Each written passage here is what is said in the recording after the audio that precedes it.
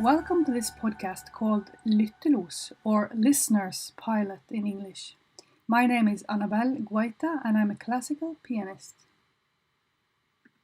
Then we're here Saturday morning in my flat here in Breistølen in Bergen, and I have today the honor of having Leif Ove Andsnes in my living room at the piano.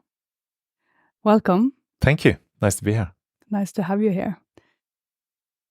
Yeah, so we can talk a little bit about how we know each other from way back, because we have both studied in Bergen Musikkonservatorium, and I want to go back to 1990. I was a young student, and you were also a young student, but on a quite different level. And But you started around 1990, or I started 1990, yes. I started 86, so You started 86. Yeah. I see. Yeah. Yeah, but we are not so different in age. I think you are born 71 as well. 70. You're born in 70. 70.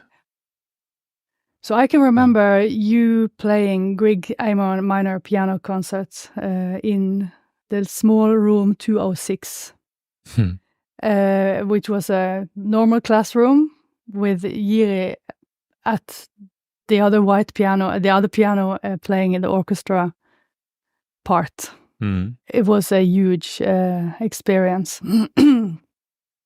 So, because you were having lessons with him for how many years after that? Yes, I started with, we're talking about our common teacher, Jiri Hlinka, and I started with Jiri when I was 15. And because I'm from a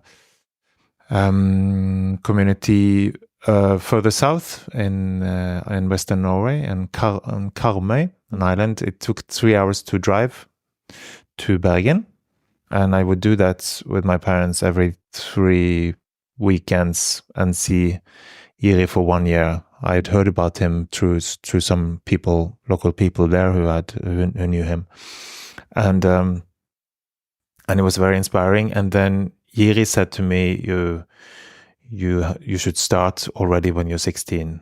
When you finished with your 9 years in school, mandatory school, you should start the conservatory already. And this was quite a new thought for me and my parents. And but I'm really glad he convinced me, because I was really starting to feel more and more passionately about music, and that would be my life. So when I was 16, I started then quite young at the conservatory, and I could really devote so much time to him. And what was so new for me with him was that there was such a passion about everything, and that music was really life and death, and more important than anything else in life. And I had never met anybody like that. And I felt that also when I came out of a lesson with him, that I wanted to go and practice, because he had shown me that the music could tell stories, that it had so many contrasts and so many possibilities. And I hadn't felt like that before. I was playing naturally the piano and trying to follow my instincts, but suddenly there was more to it. And many possibilities. So that was very inspiring and very important to have somebody with such a passion kicking me around for the next few years. Yeah. Do you remember a certain incident or a certain piece that he opened especially for you during this time? There were I remember a lesson in the Liszt second Ballade. Which is a very brooding and dramatic piece, and with great lyricism. It begins with this kind of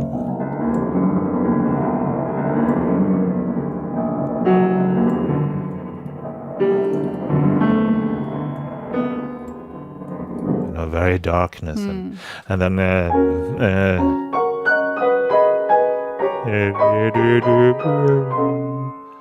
it's the second theme or something. I haven't played it for years, but the contrast in the piece, and there are big marches and big climaxes, and it was so enormous, the feeling of what this music could tell. It's a piece of 15 minutes or so, after I had been working with Jiri.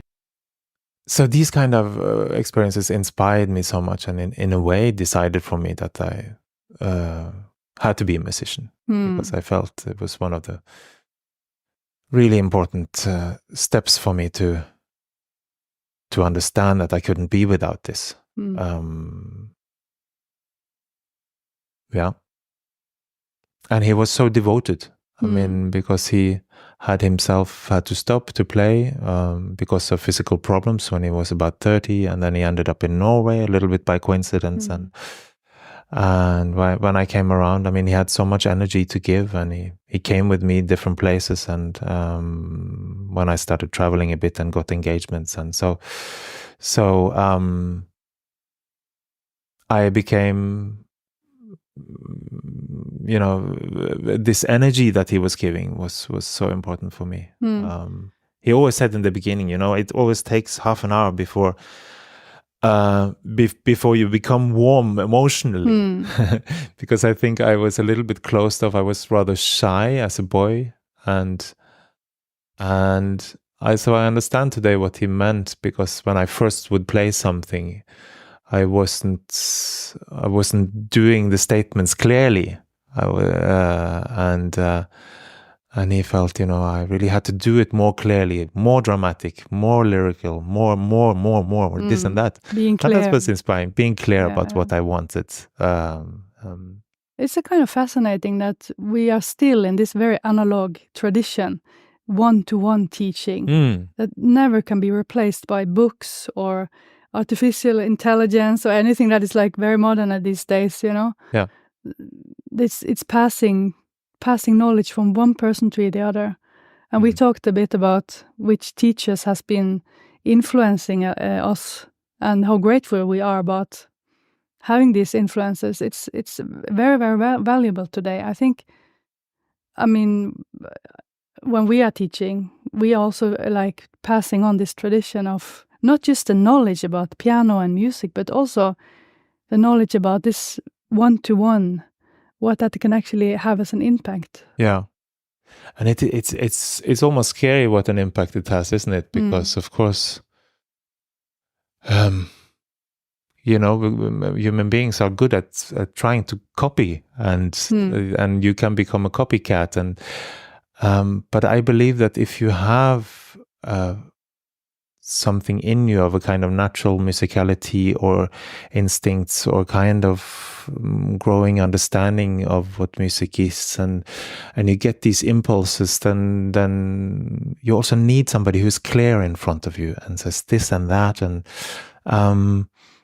then you can sort out for yourself, you know, what you believe in, but of course this is complicated. And then it's the question also is there right and wrong in music, or is it simply just a question of taste?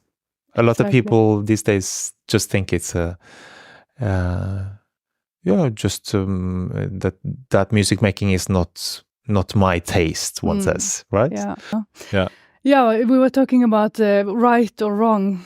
I mentioned to you earlier that I had this feeling when I had been studying that my piano teachers had been teaching me a lot about piano, and I was doing things with music, but I didn't understand why I was doing this, like a little bit softer here, or opening this phrase here, or taking a little more time in this passage, or all these kind of musical things that you apply to the notes, so it becomes alive. But I always had this feeling that there is something more to it. There's an inner logic which I can't grasp. And when I met my teacher, the teacher that I made most impact on me, Jori Mora, then he kind of revealed why, the big why. Why does this phrase open? It's not just because there's a harmonic tensions. There's a direction here which is not written in the notes. So I had this feeling that, yes, as you were saying, there's something that is more right than other things. Yeah. So we can't talk about some kind of truth, which is of course today problematic. Yeah. Yeah. No, I think I also had. I think I always actually had this feeling that I was trying to strive for something which was organic, something where there was an inner logic, as you say. That it wasn't only about taste, and because some performances just felt so much more right to me than others, and right and rich and the truth. I came away from some performances, whether it was for symphony orchestra or for instrumentalists or singers, and just feeling this was it. It could not be more or less. And I thought, but was that because of my condition just there? I was open for it, or was there simply something very convincing and right about how it was put together? When you are performing with another orchestra or another conductor? Also maybe when I was performing, but I was now more thinking of when I was listening to other performances, and recordings as well, just thinking that sometimes things just felt absolutely right. And it was difficult to put my finger on what that was. And with the years, I have also been working with musicians who have maybe made that more and more clear for me. It was fantastic what kind of instinct Jiri Hlinka had sometimes when we worked with him. And then when I was about 25, I met also a Belgian piano teacher, Jacques de Thiège, who became also a big influence in my life, who worked in a different way, and also always said to me, you must be a detective in the score, and to find the possibilities, what there are, and we have all these different elements. We have melody, harmony, rhythm, and all these things. Of these three things, he said, melody is probably the least important. And I think he's right. I think today it's difficult to say what is more important from rhythm and harmony, but I think both of these are maybe the most important things if we talk about tonal music, that is or with some tonal centers. And I was thinking about this when I heard your program with your teacher explaining about Grieg's what's called in English homesickness. I think the piece is called. And I always felt in that piece the harmonies are so important, and how the harmonies guide the melody. Exactly. The harmonies explain the melody. And I think for a listener's perspective, if somebody is listening to the podcast and is listening to music and not playing, I think there's a big possibility for the listener to listen not only horizontally. How do you call it? Horizontally. Which the melody always appears horizontally, but this vertical experience. I sometimes say to the audience, try to listen from down and up instead from up and down, because we have a tendency we hear the melody and then we stick to the melody, and it's so easy to grasp a melody. We follow that, but the interesting stuff happens very often in the bottom of the sound. I'm reminded of because the Jacques de Thiège I was mentioning, he was basically the first student of Leon Fleischer, who was actually they both died just 2-3 years ago. And Fleischer was a famous piano teacher and pianist, first of all, but then he also, like Jiri, had got physical problems and had to stop playing, basically because of some focal dystonia in his right hand. But Fleischer, and I played for him a couple of times, he was really an amazing musician in some respect. And Jacques was telling me the very first lesson they had together, I think it was a revelation for him, because Jacques had been playing a Schubert sonata, and then Fleischer listened, and then he said afterward, "What is this?"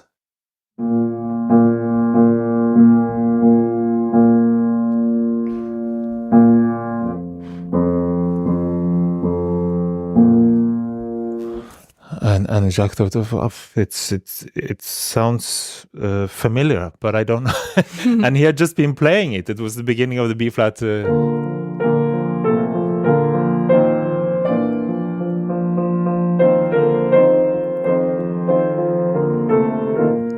You know, it was the bass line of that. The bass line, yeah. And I was like, oh, he starts with the bass. You know, he starts with that. You know, everybody talks about this melody, how holy this melody is, how difficult it is to shape this melody. You know, of this grand sonata, and it's 45 minutes of music coming up. And we all agonize over that. But he started a different place. He started with the basic, the boom, boom, boom, boom, boom, boom, boom, boom, boom, boom, boom, boom. Only that has really a meaning, no? Yeah, both rhythmically, you feel, and intention and what it creates. So, and he said that just to start listening to aspects like that was the beginning. Yeah.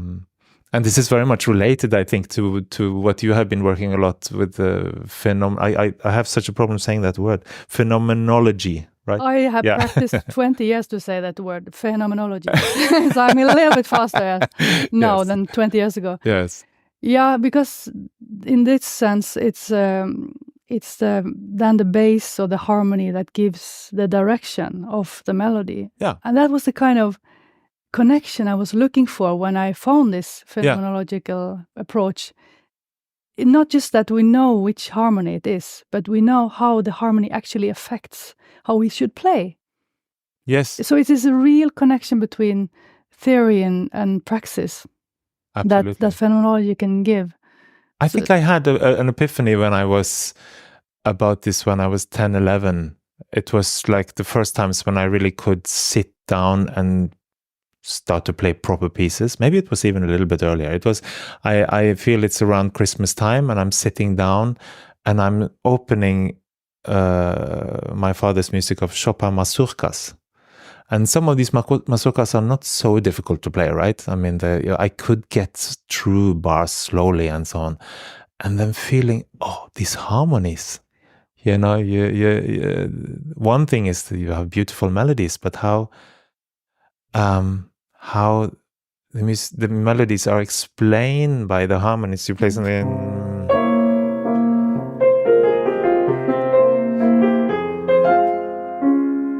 What happens here in the left hand?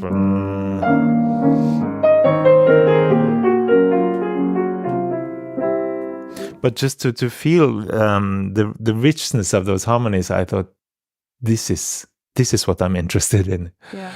How is this put together? I didn't ask myself those questions. It was too early. I was just a child, but I was just so in love with this. And I think that was the beginning. That was what Celibidache talks about also. We just say Celibidache without saying who he is, but famous conductor who was the one really advocating the phenomenology. Right? Almost. Yes, absolutely. And that it's about experiencing. Yeah. It's your experience. You cannot prove these kind of rules, but it's all about your experience. And I see that in my life there have been certain moments that have been crucial for my own experience simply of music, of truths in music. And I think it started there. With harmonies. Yeah, and I think it's so important to talk about the harmony, not something static. It's like we're not analyzing it on an intellectual level, but it's actually in phenomenology we tend to talk about extrovert or introvert harmonies. Yeah. And how things are expanding or closing. Yeah. And it makes so much more sense than just talking about tonic and dominant. Yeah. Because it also gives a word to the sensation. Not necessarily the feeling, but there's like an openness. We say that the harmony is opening. We all know what it means, you know. It's interesting you use the words of expanding, and because I would usually maybe say tension and relaxation and so on. But I mean, these are words, but they are sometimes important because they can give different feeling. Yeah. but let's have an opening to use all of these words. But that there is the harmonies mean certain things. They are opening up new possibilities, or they are giving tension, and then you come back to the home ground. Or and tension and relaxation is also very used in phenomenology. But it's also that these words are just pointing at something else. It's not the exact words that is the word is not the knowledge. It's the experience that we are trying to grasp with words, which only music finally can give us the answer to. And the experience, of course, is absolutely emotional. Absolutely, it evokes emotions. And that's why it's great. I mean, that's why we want to be in it. Yeah. It's not because we are looking for kind of objective inner logic for the sake of it. It's simply because it feels true, because it's emotionally true. Yeah. Right? And if you look at this Grieg sonata that's standing in front of you, the beginning is a very good example of that, where the melody is. The melody says something alone, but the minute you play the harmony to it, the direction of the melody changes. Yeah, I can play the first 4 bars maybe.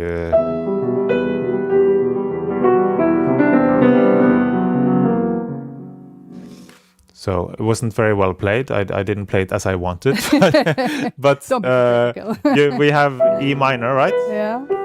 And now you feel more tension, and absolutely more tension. Yeah.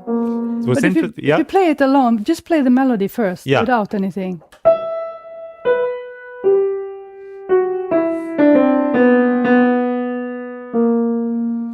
So it's going down. So I experience that it's like this tension. And this is interesting because I actually recently listened by chance to a pianist playing this on the radio, and the pianist tried very deliberately to make one line and started, and I can see the logic, wanting to start very soft, and then gradually. But there's something wrong in that, and I was thinking, and it is because it is a kind of calling first, isn't it? It starts on the ta-ra-ra. But then, of course, there is more tension. But the first is really going down, don't you think? Grieg writes piano, so he says, okay, it's only piano, and then there is this da da da da accent, da di, and this accent, it's on the 1. Yeah. So it's on the 1, and Grieg writes also accent to this, so it gives some kind of feeling of culmination. This is where we're going. Absolutely. But still, it's like this tension. Da dee da dee dee da dee da dee da. So if you make a lot of crescendo, you're going against this natural tendency of coming down. But then again, the harmony is saying, "Oh, we're going to support this falling down." So because you have the harmony goes 2 normal bars and then opening. I mean, I'm exaggerating now, but just to show that the harmonies. Yeah. So and together with the right hand, then this becomes a lot of tension in the 3rd and 4th bar. And also, of course, you could say then, okay, only do it with the left hand to grow with the left hand. But of course, the left hand cannot also be louder than the melody, so we must also support the melody there in the 3rd and 4th bar. So. So it's a very simple phrase, but it's in a way divided into 2. I feel like the line starts like a calling, comes down, and then gives more tension in the 3rd and 4th bar because of the harmony. And then the rhythmical aspect is also interesting because it starts on a 1 body, which is also tension. Dee-da, more or less. Dim. Pum pum pa-dee-da, more or less. So the rhythmical has also its own tensions and distensions, which goes together with the harmony and melody. It's true. And some criticize Grieg, especially in this early period, for not being so great with writing big form sonatas. And I can see why, but I like this compact Grieg very much. I mean, this first movement is just 3 minutes or so. but it becomes very clear because he doesn't have long periods of transitions or so. But it has to be then very clear as a statement what you want with the phrases. Yeah. And this is very interesting what we are doing now, because now we are kind of discovering the piece. We are not interpreting it so much as discovering, which is... I haven't played it for a long time, so I'm just looking like from scratch here, really. Yeah. I mean, the next 4 bars, here is maybe more clear direction because he also writes a crescendo and the melody goes up. And then with the help of the harmonies. So it's a sequence, right? The same thing happens. And it goes up. And then a bar of tension. Culmination there, maybe. Yeah, culmination. And this is ornamentation of that in a way. So is the harmonic tension stronger here? At the end? Or in the end, when it's going to fortissimo? Yeah, when he goes on. It goes on, of course, after this.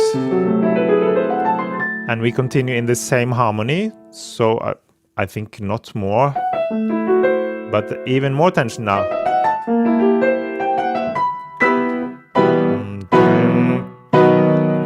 So here it grows also, and it goes through the dominant. And also it's interesting to see how he, in a very simple way, starts to orchestrate the piano differently here, no? Suddenly he becomes more orchestral with these chords.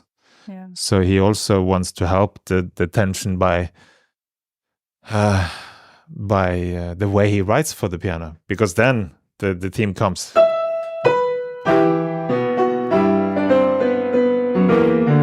Which is completely different, and it's like a fanfare, and it's a canon. It's first, and then starts the bass with the same theme. So he makes it even more compact, and these two voices intensifies the music by working together. I remember a phrase from my teacher that meant a lot to me in the transition like that, when you have finished one part and you're going on with a part which is stronger and more energetic. He said, you have to create the necessity of going on. Yes. I like this word necessity, that you really need to go on. So how do you create this necessity before it comes fortissimo there? Yeah, I think I love that. I love that word as well, because what we want is that something feels inevitable. It has to happen. It has to happen. And for that we have to create the necessity. I think Grieg helps us with some things here, like for instance that the left hand goes up. It already starts here. And then it's the same harmony, but now, and then the next with a new harmony with more tension. This is something that really helps, and we can use this also rhythmically in a way, with real direction in this. Because you see, the right hand doesn't have this kind of direction in a way. It's more kind. It doesn't have these intervals going up. So for me, the left hand here is in a way the motor that drives this necessity, if you want, onto the big chords. And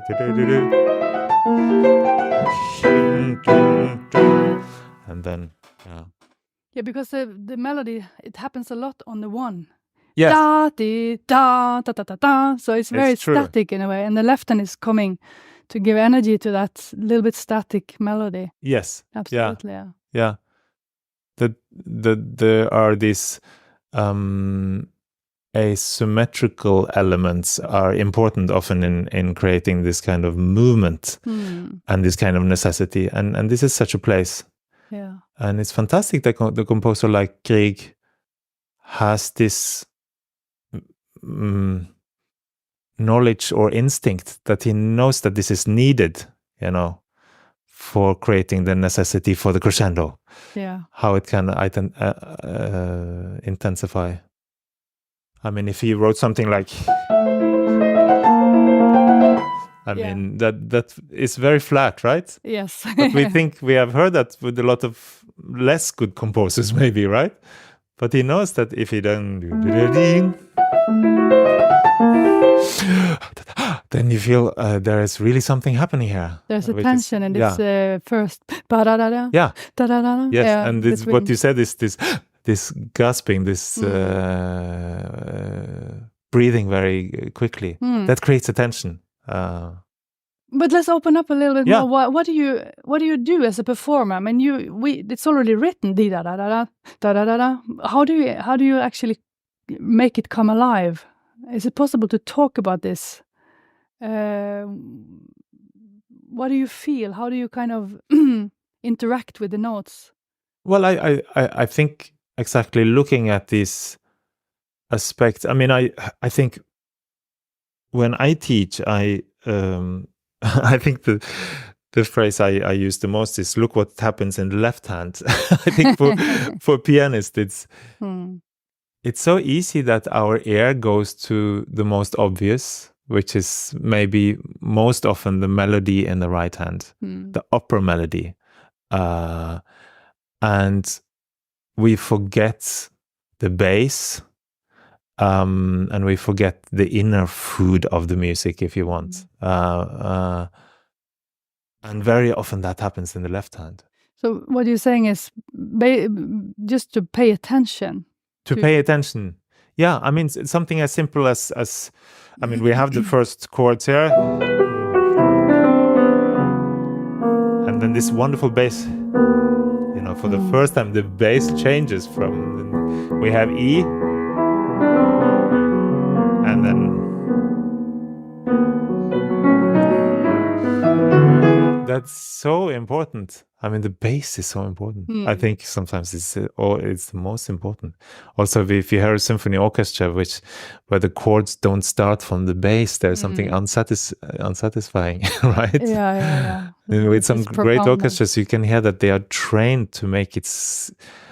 To listen to where the chord comes from the ground up. Yeah. And that's more easy because they play their notes in a connection with others, but we have to do everything at the same time as a pianist, so it's more complicated. Yeah. There's a lot of energy in this sonata. It's a kind of a restlessness, I feel, is lying in this. Absolutely. If we go on a little bit with this sequence.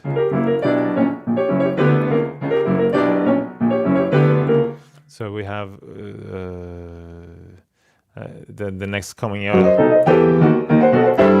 So that's simply a sequence, just moving up, but also that is really the tension, right? So here he changes. I find it also fascinating because we have had very symmetric. Like you said, it's always one, do da dun the one, do.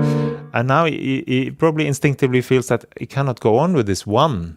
He has to have something asymmetric. So 2, it's a 2, 1, 2, 1, 2, and that also drives the music forward. And now symmetry. 1, right? Exactly, yeah. So this is something I often look for, this kind of joy of symmetry and asymmetry. This is something which is rhythmically driving the music very much, I find, and which makes such a piece very interesting and diverse. Yeah, and this is food for the pianist to articulate. Absolutely. Because Grieg has been sometimes criticized for repeating too much, and it becomes too much sequences, equal sequences, just like the cello sonata. Yeah. Opus 45. Right. That is kind of repeating itself too long. But I remember we discussed that very much. at school. Yeah. What to do with all these long sequences. Yes. Should we make a cut because it's too long, it gets boring? Or should we kind of actually go in as musicians and do something to keep it alive? And maybe that's what you're talking about here, that all the taka-taka-tira, taka-taka-tira, another time, taka-taka-tira, taka-taka-tira, another time, taka-taka-tira. He repeats himself, but we can actually do something to... Absolutely. And keep for it me, alive. this repeating, it's a kind of, it can be a kind of obsession, which has such a meaning. No, I remember with somebody like Beethoven does this so often. And if you play a piece like the Appassionata, boom, boom, boom, boom. You know, this kind of obsession which this piece can become if you listen to what happens in this rhythm. Of course, then there's a melodic line over the little, but boom, boom, you know. And for a whole piece, almost the same thing happens again and again. But I think this can be so exciting. And bum bum beedum bum bum beedum bum bum beedum bum bum beedum, and then he moves up bum bum beedum bum bum beedum bum bum beedum bum bum bum, and then you feel, my God, something has to happen. You know, if you look at these 8 bars in such a way, I think it's very exciting. I can try to play it. Maybe not.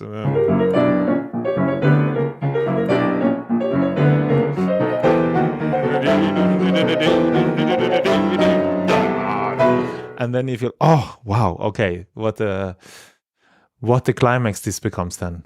I know when you're playing, sorry, when you're playing it, I can really feel that you are believing it. You're believing what you're saying. Yeah.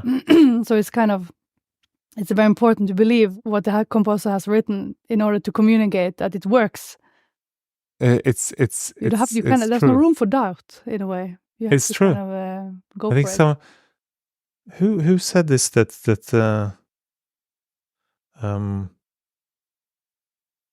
will is in a way underrated. Think of how much will somebody like Beethoven had. You know, how much there's such a courage in having this will, and one needs to believe. One needs to feel that the performer believes in something, no? That there is a consequence and that there is something. So anyway, so in this sonata form, then this second theme is very important. Now we have been talking with Jordi about something he calls complementarity. How two themes fit together. They must be different, but not so different that they don't fit together. So can we look a little bit on how the second theme fits together with the first theme in this sonata? And what is challenging in this sonata is that sometimes there's so little time between, because it's so compact. That, for instance, we go after this sequence, again comes another sequence after what I played.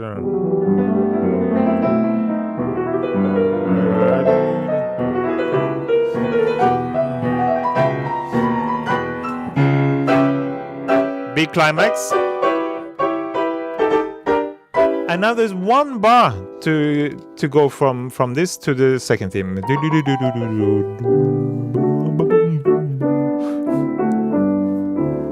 So this bar is, it's an enormous contrast.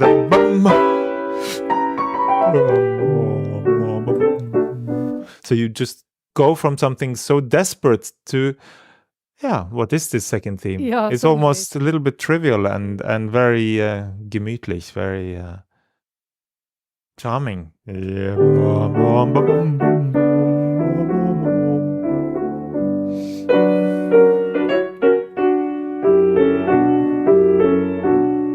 Now I exaggerated a little bit, but there is a sequence, of course, from the 5th bar.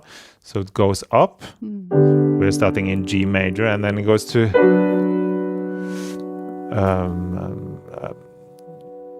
to parallel tonality, but now in minor, so it has more tension and maybe then giving more.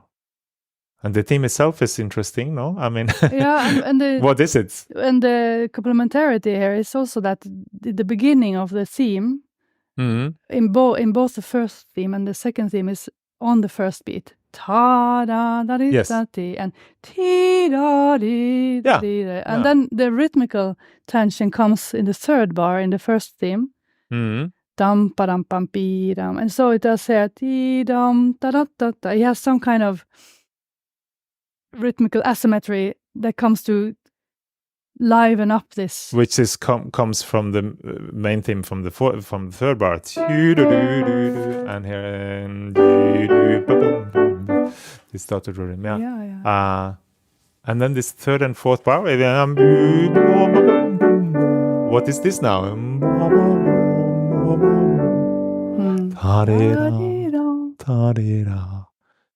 It's a kind of mild calling, but it's also less intense, no? It must be within the atmosphere we have created. Yeah. So very similar. Da di da dum bum bum. So like a tension in this yum bum bum, going back da da di.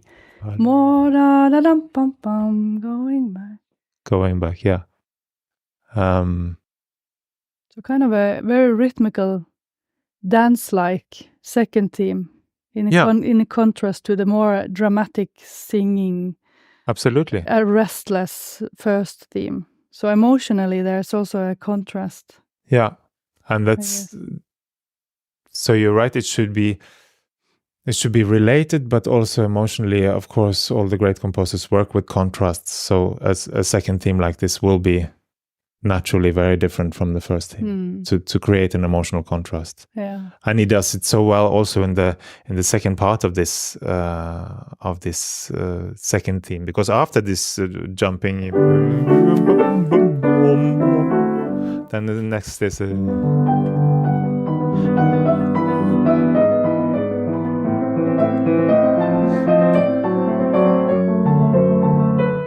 so a very lyrical, dreamy character. Here again, what is it? It's a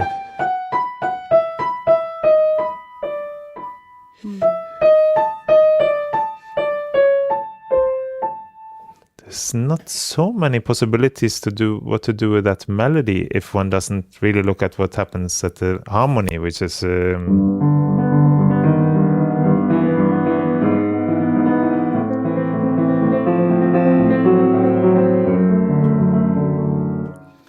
here it relaxes a little bit the first time it goes up, right?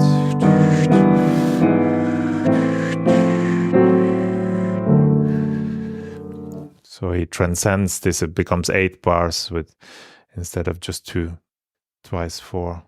Yeah, it's interesting because normally it's like you have the second theme and this is built out. So there's a complete second theme that feels like a complete section, but Grieg is jumping to another idea here. Da-dee-dum, da-dee-dum. And what is that?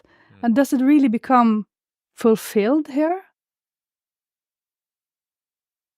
Or is it just an idea that it's not quite worked through? Maybe that's why he takes it in the coda. And he takes it also in the coda, this element, right? And he really makes something out of this. Yeah, that's true. Maybe he just felt instinctively that this needs to be worked more, and we need to find a conclusion for that in the coda. Yeah. But I find what he does so for the listener who doesn't know what a coda is, let's explain this. Yeah, sorry. It's an end of well, what does it mean actually as a word? Coda, I don't know. We were taught in the school it was called like a tail, but it's like a closing, section of a piece. Yeah. That comes. But what phenomenology taught me, or through Jordi's teaching, was that this coda, the function of the coda is to take what's been built up and release it. so we can finally end the piece. We can finally feel that the piece has come to an end. Yeah. So if there's something left which is not really developed, it has to come back in the coda. Absolutely. Yeah. So there's a necessity for a coda to explain something more, right? Like if you've been fighting with a friend and you haven't seen this friend for many, many years, and you still feel there is some tension. And you meet him on the street and you say, "Oh, nice to see you." And then you have this urge to say, "I'm sorry for this incident," or that you take the tension up again, but it's in the light of the time that has passed. The tension is resolved because you're saying the things, the same things, but in a different way. I'm thinking, Mozart often, I find, introduces just a little small new melody at his codas, like a kind of relief that explains the rest of the movement, but which is actually a new element. I always find that so beautiful. But I was just maybe we don't need to go so much further on into the development here, but just at the end of this second theme, which is so short from Grieg, I think he combines a little bit what I talked about from earlier in the left hand. He combines this here with now or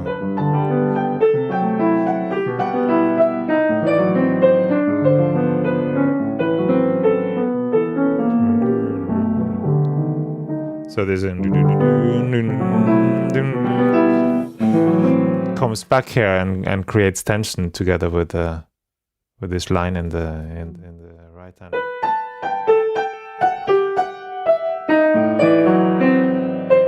That's full of tension, right? And then it comes down. It's very clever put together such a thing. And this is what we can do as a musician. We can, of course, we can analyze it from a point of theory. I almost never do that, and I have to admit also very often I don't know what things are called from a theoretical point of view. Or I don't do really a harmony analysis as such, though I can find it interesting to read about sometimes. But to feel how it's expanding, like you say, or how it's tension and relaxation in the harmonies, that's absolutely essential to me in music making. And it's so interesting to talk to you about these things and listen to you explain how you see the music. It almost feels like you are unwrapping the music for me.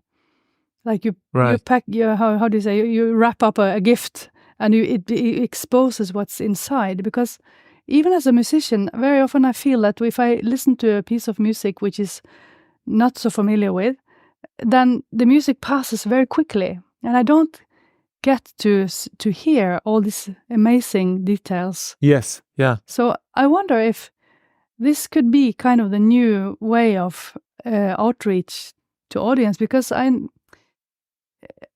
mean, it's a fact that we are not so good listeners today as we were maybe 20 years ago because of internet, and we don't read long texts anymore. We have problems concentrating.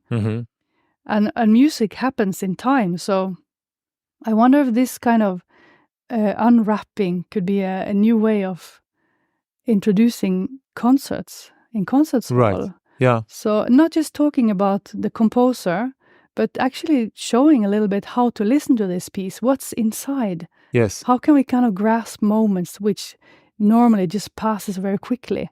I think you're right. I mean, that feeling is so wonderful when we feel somebody really explains it, and maybe we have to be better at doing that also with words, or a little bit like I feel more and more that the audience needs introduction to things. No, they want to know. They want to know. Yeah. People want to know. I mean, if I go into a gallery and the artist or the curator or whoever will tell me, look at how the light falls down here because of the shape of this, and it whatever, then I have one or two or three things to to look. I will look differently at the painting. I will think that I have seen or understood something a little different, or experienced it, maybe. Yeah. If it makes sense. And I feel there is a real hunger among audience for getting those a little bit of tools. You don't have to. I mean, you can just listen to music instinctively, and it is such an immediate language, and some people just feel extremely emotional immediately about it. But I think just to have a few tools to listen to things is it can really help the audience these days, and that's why it's so great that you're doing this kind of program. I think there's such a need for it these days. Yeah, because I talk to audience a lot, and I notice that when the feedback they are giving very often goes in the direction that they are impressed on something. Oh, this pianist was fantastic. I'm so impressed, and it was so amazing. Yeah. And it's like very focused on the performer and very little on the music.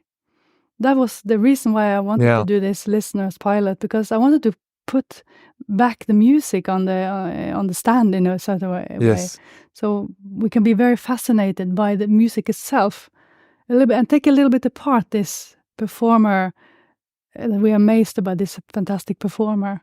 Maybe it's also because it's people in general find it's very difficult to talk about the music, you know, because it's kind of abstract for a lot of people, and then it's easier to say that, oh, that the piano, did you look at the pianist's hands? It was so amazing. And maybe that was the feeling for them, but would it have impressed them if the music didn't impress them? I don't believe that. I mean, who is interested in looking at some fast hands? I mean, that's nothing. No, that's a way to talk about. If you didn't have the sound, then absolutely.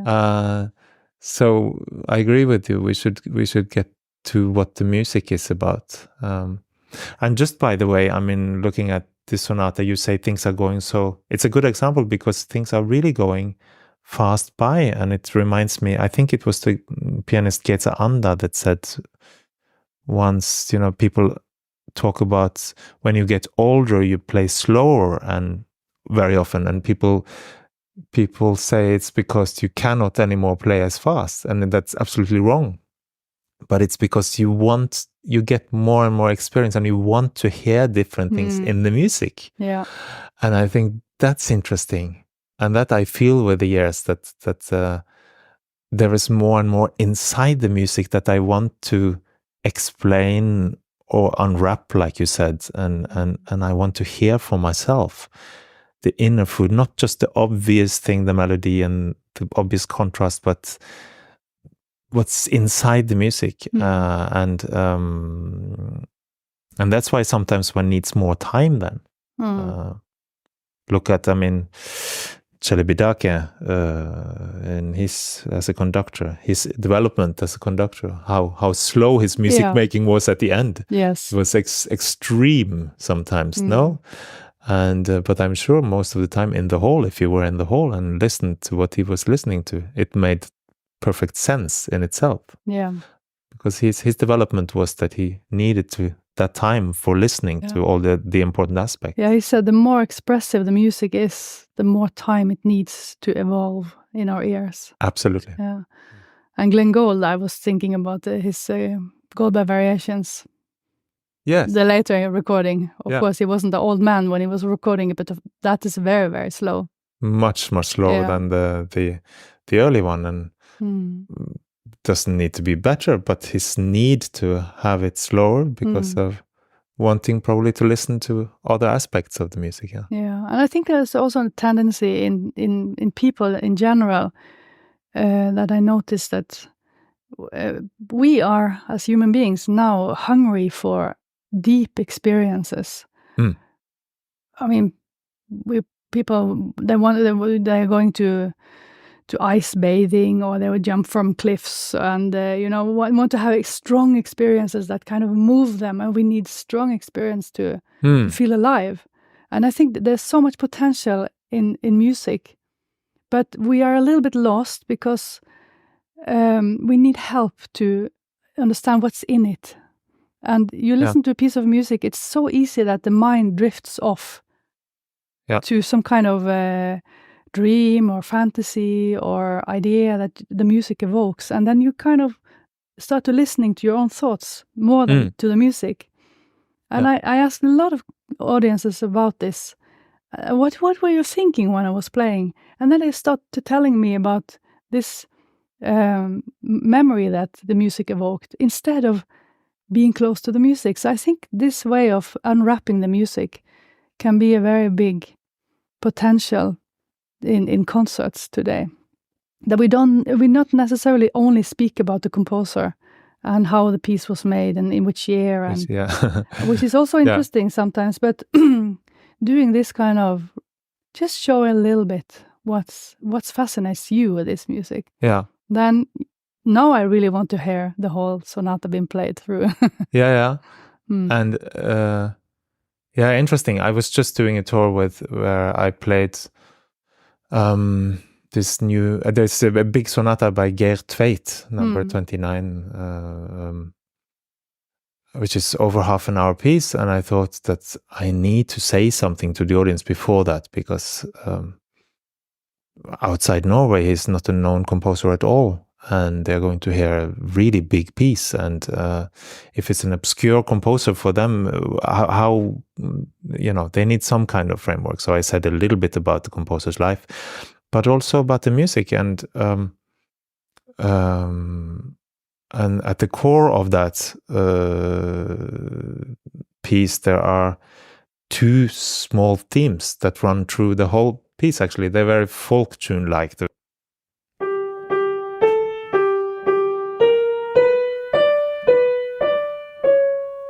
And then the second theme is.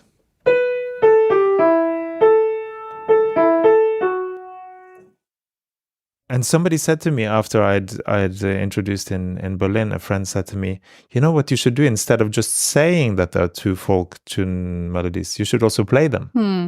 And of course he's right, but we sort of hesitate to do that a little bit. We don't want it to be a seminar, Exactly. Yeah. And but actually people need it. People want that. Then they hear it. Then they hear the two themes, and they will hear it through the piece, and they will relate to it, when things happen around it, and he varies this in 1,000 ways, and that's actually what carries the piece, but the themes are there, and they can hear it. And the bonus is that you get to know the performer a little bit more than just you coming in and play and then you go out again. You get to know a personality. And what's important for you, and I think that creates a bigger connection with the audience. Yeah, that's funny. I always I'm surprised about that, actually, what an effect it makes that you say something. I still cannot put my finger on why is it like that. But it's maybe also just showing in a different way than playing how passionate I am about it. Just also with words. Yeah. And words are more concrete than music, and maybe, but just then, and they are totally limited. I mean, you cannot experience the music with words. That's why we have music. But maybe it's a way to get to people also to show that side. Because we have to realize also for a lot of the audience, it's totally enigmatic what we do and what we are. We just sit down and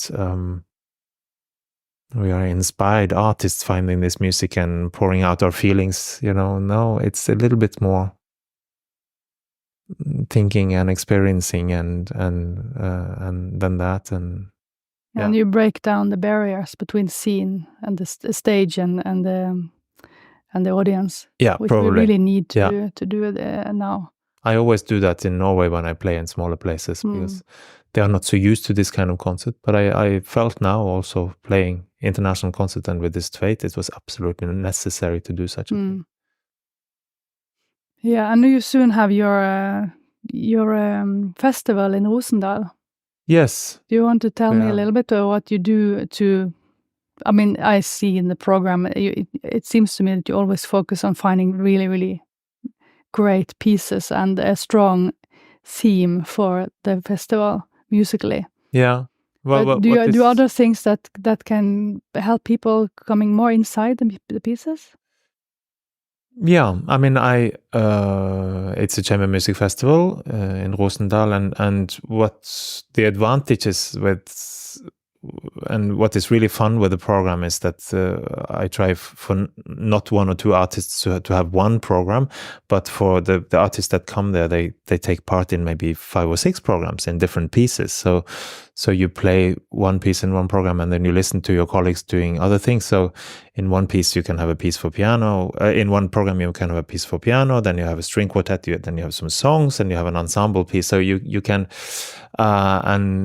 which is the difficult programs to put together in other circumstances than if you have a festival like that. And then for me, it's important to speak with the audience a little bit about the programs. I often speak before concert, just a little bit, how I've been thinking to put together the program, or I get some of the artists to say something, or we have somebody giving some lectures about what is going on. So this summer I will have a Hungarian theme, for instance, with Hungarian music, and then I have the feeling that people want this. They want to go into something and try to go a little bit deep into one theme and to understand. And when then like last year we did massive amount of Brahms, like 15 of his big chamber music pieces, and they are not exactly short journeys. And it was kind of exhausting because his music is so filled with meaning and intensity somehow, and so structured and everything. But then I don't know, we felt really enriched by it, and you see the composer in a different light when you hear so much. So it's like a deep dive, deep dive into one composer, which is also meaningful because it takes time to get to know to get into this language. Brahms, for example, has. Absolutely. Yeah, so it becomes so by the 3rd or 4th concert, it's a little bit more, maybe by itself becomes easier to grasp a little bit about what the music is about. Yeah, shall we wrap it up? Not wrap it up in this sense, but wrap the conversation up. It's been really, really nice talking to you. And thanks, likewise. I love this way of thinking about music, what you do, and to explain, to try to get people into the music. I mean, I think we are the common word of what we really want to do is to share this great thing that we feel we have experienced in the music, and we have to do that in as many ways as possible. And you speak as a musician, and very often when you go to concerts, people who speak before concerts, they are either musicologists or they have their roots in history, or they are teachers. But I think the language we can use as musicians is different, simply different. And I really hope because we have experience from the music making. Exactly. So at least we can bring some of that, try to bring some of that into to explain verbally as well what it has done with us, this experience. Yes. So let's keep on working on that. Absolutely. Thank you so much, Leif Ove. Thank you so much. Thank you.